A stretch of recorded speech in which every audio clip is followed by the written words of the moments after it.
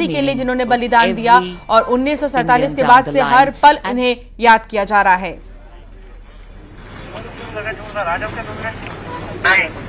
देश के 78वें स्वतंत्रता दिवस पर सभी छत्तीसगढ़ वासियों को हार्दिक बधाई। आज स्वतंत्रता दिवस के इस मंगल मेला में हम सभी स्वाधीनता का सुख साझा कर रहे हैं। हमको यह आजादी अंग्रेजी साम्राज्यवाद के विरुद्ध हमारे पूर्वजों के कठिन संघर्ष और बलिदान के बूते मिल पाई है। यह आजादी हमें देन है शहीद ज्ञान सिंह, शहीद धुरवा राव, शहीद यादव राव, शहीद वेंकटराव, वीर गुंडाधुर, शहीद देवरीधुर, शहीद आयतू महारा, शहीद वीर नारायण सिंह जैसे हमारे अनेक ऐतिहासिक नायकों की, जिन्होंने अदम्य साहस का परिचय देते हुए जनमानस में स्वाधीनता की अलग जगाई। महात्मा गांधी के नेतृत्व में पूरे देश के स्वाधीनता सेनानियों के साथ ही छत्तीसगढ़ के स्वतंत्रता संग्राम सेनानियों ने भारत माता की स्वतंत्रता की बेड़ियों को तोड़ने के लिए जो अथक मेहनत की, उसके सुखद परिणाम स्वरूप आज हम स्वतंत्र वातावरण में सांस ले रहे हैं। स्वाधीनता के साथ ही बाबा साहेब डॉक्टर भीमराव अंबेडकर के नेतृत्व में संविधान निर्माण का काम संपन्न हुआ, जो आज प्रकाश स्तंभ की तरह देश के लोकतंत्र को निरंतर आगे बढ़ने की राह दिखा रहा है। वर्षों पहले बाबा गुरु घासीदास जी ने समता मूलक समाज का आदर्श हम सबके सामने रखा था, जो बाबा साहेब द्वारा निर्मित संविधान में फलीभूत हुआ। उनके संविधान में कबीर की वाणी का सार भी है, जो भारत के नागरिकों को अभिव्यक्ति की स्वतंत्रता के साथ साथ समानता प्रदान करती है। आज के दिन हम उन पूर्वजों के प्रति भी कृतज्ञता व्यक्त करते हैं, जिन्होंने आपातकाल के कठिन दौर में संविधान की मशाल को बुझने नहीं दिया।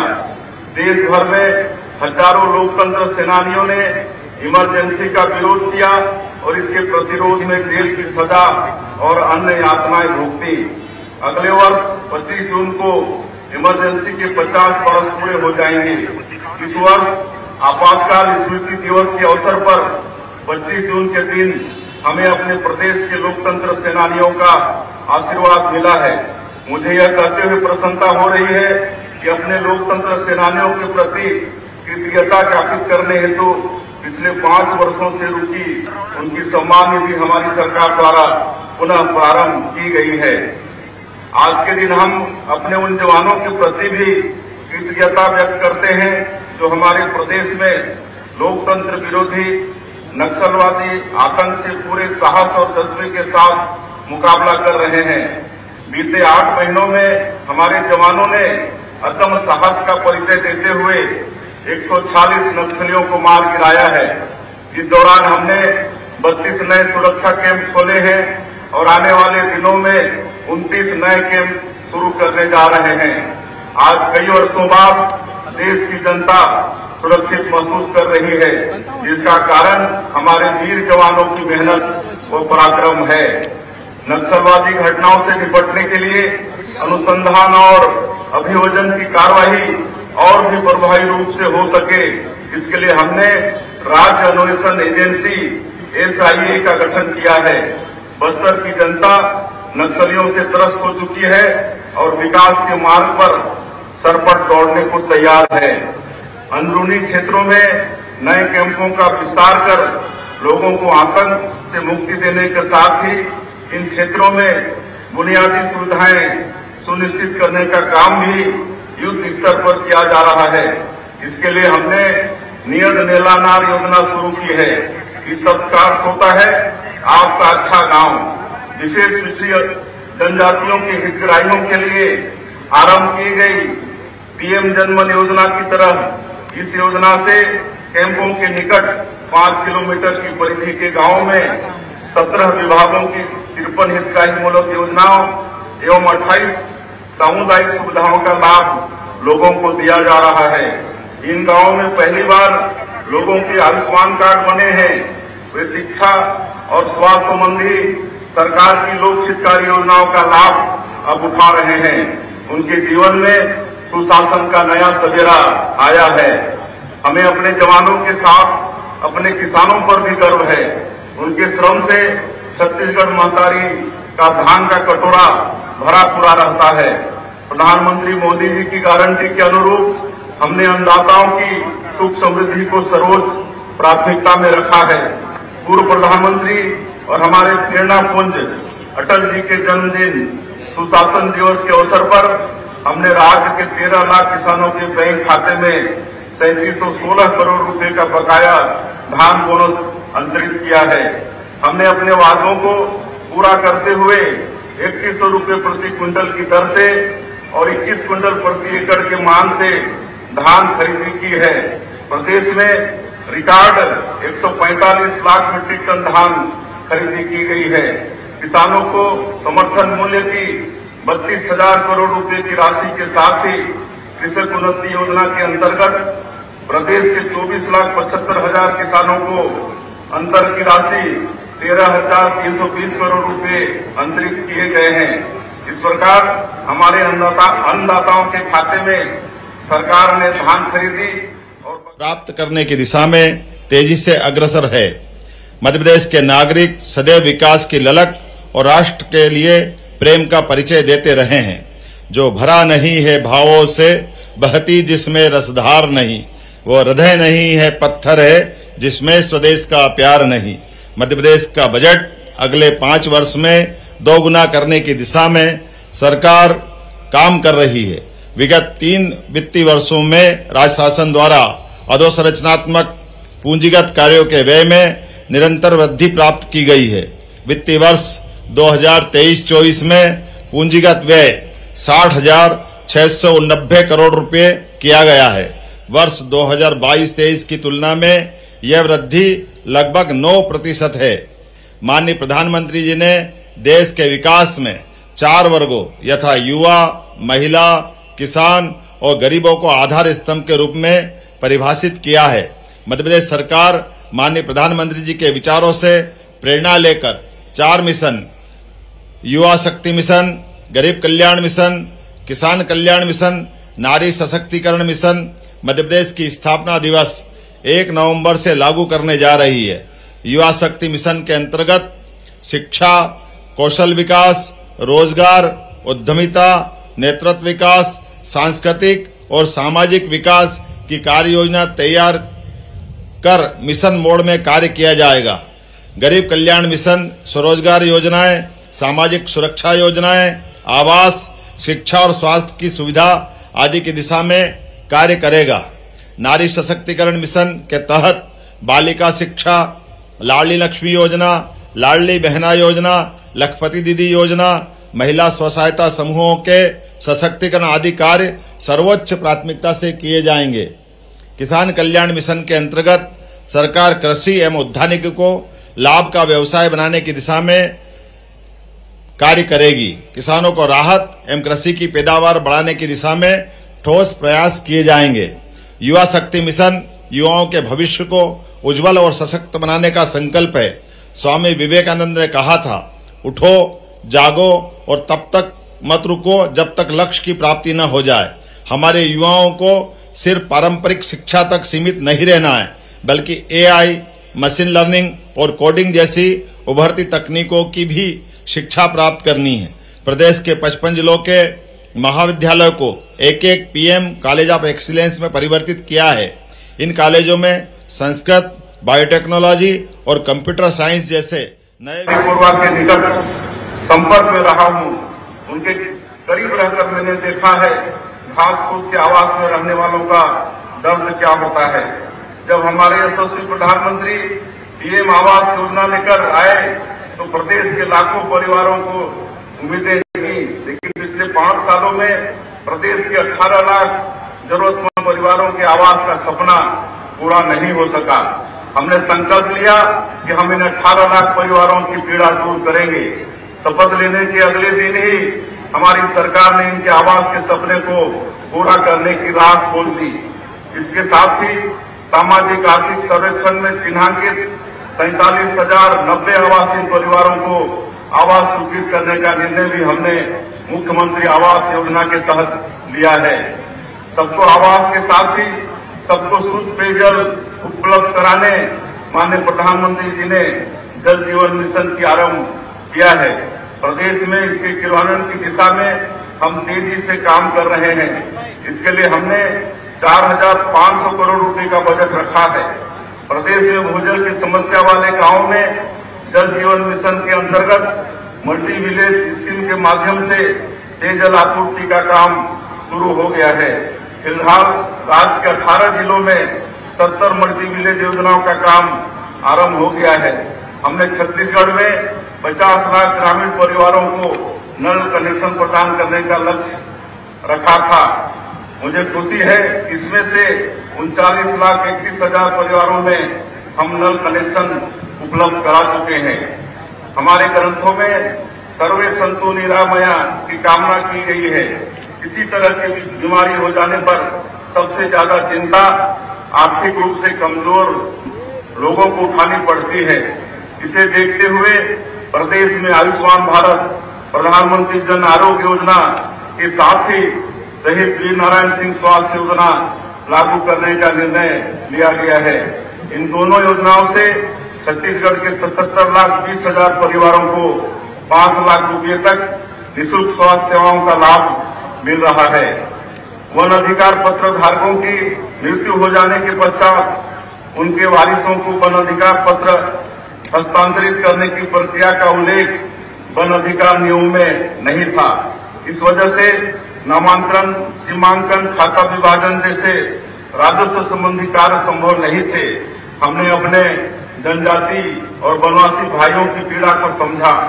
हमारी सरकार द्वारा उनके वारिसों को वन अधिकार पत्र हस्तांतरित करने का प्रावधान शहरी क्षेत्र के निर्धन वर्ग के नागरिकों के लिए दीनदयाल अंत्योदय योजना शहरी आजीविका मिशन योजना के अंतर्गत संचालित है। इसी तरह लघु व्यवसाय करने वाले भाइयों के आर्थिक उन्नयन के लिए प्रधानमंत्री स्वनिधि योजना संचालित है। इन दोनों योजनाओं का मध्य प्रदेश में सर्वश्रेष्ठ क्रियान्वयन हुआ है। प्रधानमंत्री शहरी आवास योजना में प्रदेश के 7,50,000 हितग्राहियों को लाभान्वित किया गया है। प्रधानमंत्री आवास योजना ग्रामीण में ग्रामीण क्षेत्रों में प्रदेश में लगभग 7 लाख मकानों का निर्माण कर लिया गया है। पीएम जनमन योजना में विशेष पिछड़ी जनजाति, बेगा, सहरिया और भारिया के परिवारों को भी पक्का आवास देने की शुरुआत की गई है। मध्य प्रदेश इस योजना के क्रियान्वयन में प्रथम है। प्रदेश सरकार ने मुख्यमंत्री कन्या विवाह और निकाह सहायता योजना में वर्ष 2023-24 में 62,583 कन्याओं के विवाह के लिए सहायता राशि दी है। समाज के वरिष्ठ जन, दिव्यांगजन, निराश्रितों और कल्याणी बहनों को प्रत्येक माह 600 रुपए दिए जा रहे हैं। अन्य तरह के 81,000 दिव्यांगजनों को बीते वर्ष 500 करोड़ रुपए से अधिक की आर्थिक सहायता प्रदान की गई है। बीते वर्ष 34,000 दिव्यांगजनों को 43 करोड़ 80 लाख रुपए की लागत से 66,000 से अधिक कृत्रिम अंग लगवाए गए हैं। श्रम कल्याण मंडल की विभिन्न योजनाओं में 7 लाख श्रमिकों को 43 करोड़ रुपए की सहायता राशि दी गई है। श्रमिक के परिवारों के लिए शैक्षणिक छात्रवृत्ति योजना, शिक्षा प्रोत्साहन पुरस्कार, विवाह सहायता, कल्याणी सहायता, श्रमिक साहित्य पुरस्कार और उत्तम श्रमिक पुरस्कार योजना लागू की गई है। प्रदेश में श्रमिकों के बच्चों को बेहतर शिक्षा देने के उद्देश्य से 4 आवासीय श्रमोदय विद्यालय संचालित किए जा रहे हैं। प्रदेश के 3 औद्योगिक नगरों जबलपुर, सतना और मंडीदीप में मजदूरों के लिए नवीन अस्पताल प्रारंभ होंगे। महात्मा गांधी नरेगा योजना के अंतर्गत जरूरतमंद ग्रामीणों को रोजगार देने अमृत सरोवर योजना, जलगंगा संवर्धन अभियान, पुष्कर धरोहर अभियान में अनेक कार्य चल रहे हैं। स्वच्छ भारत मिशन ग्रामीण में वर्ष 2025 तक प्रदेश के ग्रामों को कचरे और कीचड़ से मुक्ति दिलाकर उन्हें मॉडल श्रेणी का ODF प्लस ग्राम बनाने का लक्ष्य रखा है। करीब 42,000 ग्रामों में यह कार्य हो गया है। राज्य ग्रामीण आजीविका मिशन में 66,000 से अधिक परिवारों को आर्थिक उन्नयन गतिविधियों से जोड़ा गया है। जनजाति वर्ग के समग्र विकास और कल्याण के लिए इस वित्त वर्ष में 40,804 करोड़ रुपए के बजट का प्रावधान किया गया है, जो पिछले बजट की तुलना में 23.4% अधिक है। तेंदुपत्ता संग्राहकों का मानदेय 3,000 रुपए प्रति बोरा से बढ़ाकर 4,000 रुपया कर दिया गया है, जिसका सीधा लाभ लगभग 35 लाख संग्राहकों को मिल रहा है। प्रधानमंत्री जनधन योजना में प्रदेश में बहुउद्देशीय केंद्र, ग्रामीण आवास, ग्रामीण सड़क, समग्र शिक्षा और विद्युतीकरण कार्यों पर इस वर्ष 1,607 करोड़ रुपए व्यय किए जाएंगे।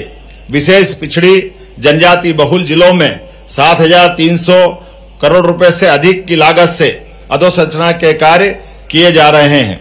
छात्रावासों के विद्यार्थियों की समस्याओं के निराकरण एवं मार्गदर्शन के लिए 24 घंटे 7 दिन मित्र हेल्पलाइन प्रारंभ की गई है। अब छात्रावासों में विद्यार्थियों को कंप्यूटर की उन्नति के लिए हर अवसर प्रदान करेगी, यह हमारा संकल्प है। रोजगार के बेहतर अवसर अच्छी शिक्षा से उत्पन्न होते हैं। प्रदेश की शिक्षा व्यवस्था के नींव को ठोस करने का काम हमने शुरू कर दिया है। इसके लिए प्रदेश में राष्ट्रीय शिक्षा नीति 2020 को लागू किया गया है। छत्तीसगढ़ अपनी बोली भाषा की विविधता से समृद्ध है। हमारे यहाँ कहावत प्रचलित है कि कोस कोस मां पानी बदले 4 कोस मां पानी। प्रारंभिक आयु में बच्चे सबसे ज्यादा अपनी मातृभाषा में सीखते हैं। इसके चलते ही हमने नई शिक्षा नीति के तहत 18 स्थानीय भाषाओं में प्राइमरी स्कूल में पढ़ाई कराने का निर्णय लिया है। इससे बच्चों का अपनी भाषा से अनुराग भी बढ़ेगा तथा हमारी नई पीढ़ी अपनी जड़ों से भी जुड़ी रहेगी। स्कूलों की अधोसंरचना को बेहतर करने एवं यहाँ शैक्षणिक सुविधाओं के विस्तार के लिए प्रथम चरण में प्रदेश के 211 स्कूलों में पीएम श्री योजना प्रारंभ की गई है। इन स्कूलों को मॉडल स्कूल के रूप में विकसित किया जाएगा। तीसरे चरण में हमें 52 स्कूलों की स्वीकृति मिली है। हम ग्रीन स्कूल तैयार कर रहे हैं। स्कूलों में स्थानीय भाषाओं के साथ रोबोटिक्स, आर्टिफिशियल इंटेलिजेंस जैसे विषय भी पढ़ाए जा रहे हैं, ताकि विद्यार्थी नए समय के अनुरूप स्वयं को तैयार कर सकें। प्रदेश के स्कूलों में न्योता भोज का आयोजन भी शुरू किया गया है। इसमें जन्मदिन जैसे विशेष अवसरों पर स्कूली बच्चों को पौष्टिक भोजन उपलब्ध कराने समाज की सहभागिता सुनिश्चित की गई है। इससे बच्चों का पोषण विकास तो होता ही है, सामुदायिक भावना का भी विकास होता है। पेरेंट्स टीचर मीटिंग के माध्यम से बच्चों के सर्वांगीण विकास की दिशा में हम काम कर रहे हैं। शिक्षा नीति को हमने उच्च शिक्षा में भी अपनाया है। रोजगार होंगे ताकि नए समय की जरूरतों के अनुरूप मानव संसाधन उपलब्ध कराए जा सके और युवाओं को बेहतर रोजगार की दिशा में हम काम कर रहे हैं। राष्ट्रीय शिक्षा नीति को हमने उच्च शिक्षा में भी अपनाया है। इसके चलते हमारे पाठ्यक्रम रचनात्मक होने के साथ ही रोजगार मूलक भी होंगे, ताकि नए समय की जरूरतों के अनुरूप मानव संसाधन उपलब्ध कराए जा सकें और युवाओं को बेहतर रोजगार मिल सके। उच्च शिक्षा में गुणवत्ता सुनिश्चित करने एवं नवाचारों को बढ़ावा देने के लिए हमने छत्तीसगढ़ उच्च शिक्षा मिशन का गठन किया है। हम IIT की तर्ज पर प्रदेश के हर लोकसभा क्षेत्र में प्रौद्योगिकी संस्थान आरंभ करने जा रहे हैं। इसके लिए पहले चरण में रायपुर, रायगढ़, बस्तर, कबीरधाम और जसपुर में भी इनकी स्थापना की जाएगी। प्रदेश में स्वास्थ्य सुविधाओं की स्थिति को मजबूत करने मेडिकल शिक्षा का लगातार विस्तार जरूरी है। हमने संभाग स्तर पर हर महीने 117 लाख पात्र परिवारों को निःशुल्क अनाज प्रदाय किया जा रहा है। हमारे यशस्वी प्रधानमंत्री ने उज्ज्वला योजना के माध्यम से बहनों को रसोई गैस सुविधा दिलवाकर उनको धुएं से होने वाले कष्ट से मुक्ति दिलवाई है। मध्य प्रदेश में लगभग 90 लाख बहनों को गैस कनेक्शन दिया गया है। प्रदेश की 45,89,000 बहनों के खाते में 450 रुपए गैस सिलेंडर की रिफिलिंग के लिए 118 करोड़ रुपए की राशि अंतरित की गई है। मध्य प्रदेश में स्त्री पुरुष अनुपात में सुधार हुआ है। यह अनुपात प्रति 1000 पुरुष पर 927 महिलाओं से बढ़कर 956 हो चुका है। प्रदेश में 453 बाल विकास परियोजनाओं के अंतर्गत 84,659 आंगनवाड़ी केंद्र, 12,670 मिनी आंगनवाड़ी केंद्र संचालित है। किसान कल्याण मिशन के तहत कई महत्वपूर्ण कदम उठाए जाएंगे जो किसान भाइयों और बहनों के जीवन को बेहतर बनाएंगे और प्रदेश की उपज को राष्ट्रीय अंतर्राष्ट्रीय स्तर पर प्रतिस्पर्धात्मक बनाएंगे। इसी को ध्यान में रखते हुए किसान की उपज की गुणवत्ता को सुधारने के लिए आधुनिक तकनीकी साधन के उपयोग को बढ़ावा दिया जाएगा। 0% ब्याज पर फसल ऋण प्रदान करने की योजना को निरंतर रखा जाएगा। इस वर्ष 23,000 करोड़ का फसल ऋण वितरण का लक्ष्य रखा गया है, जिससे लाखों किसान भाई लाभान्वित होंगे।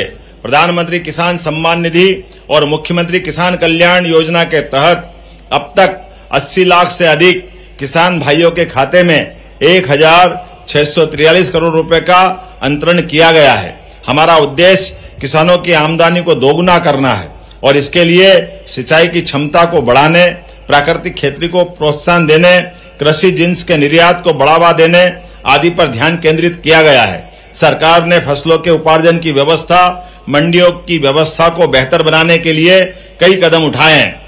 मिट्टी परीक्षण में कृषि स्नातक युवाओं के साथ पार्टनरशिप में कार्य करने की नीति बनाई गई।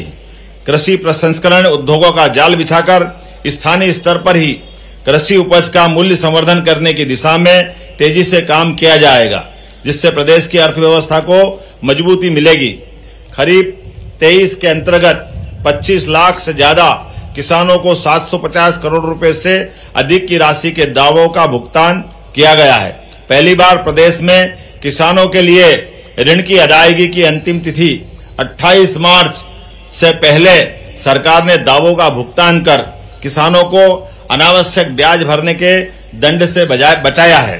प्रदेश सरकार ने श्री अन्न के उत्पादन को बढ़ावा देने के लिए रानी दुर्गावती श्री अन्न प्रोत्साहन योजना लागू की है।